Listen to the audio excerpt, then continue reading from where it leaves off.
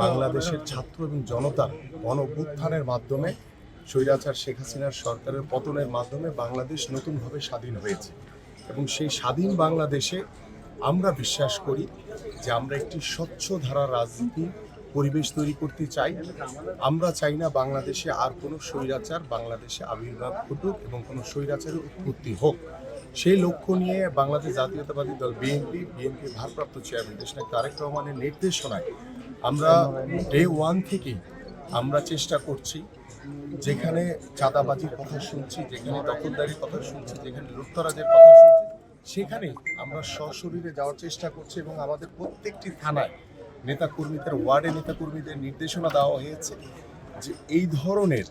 কোনো চাঁদাবাজি বাংলাদেশে আর হবে না, কোনো দখলদারি চলবে না,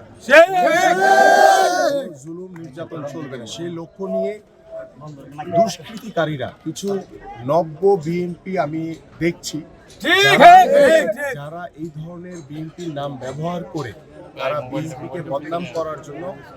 আওয়ামী কিছু নব্য বিএনপিতে তৈরি হয়েছে। এই লোকগুলি এই ধরনের চাঁদাবাজি লুটতরাজ বিশৃঙ্খলা করছে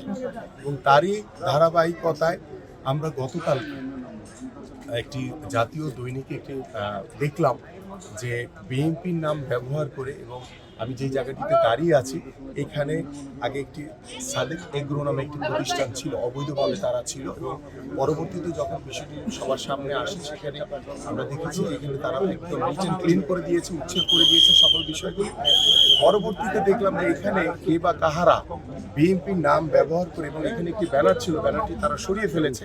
ব্যবহার করে সাত মসজিদ হাউজিং ইউনিট নামে একটি ব্যানার লাগিয়ে দিয়েছে 33 নম্বর ওয়ার্ডের। এবং আমি এখানে এসে গতকাল রাত থেকে কথা বলছি এবং সরজমিনে এসে যা দেখলাম যেখানে বিএনপির সাথে জড়িত আছে এমন কেউ এটার সাথে জড়িত না।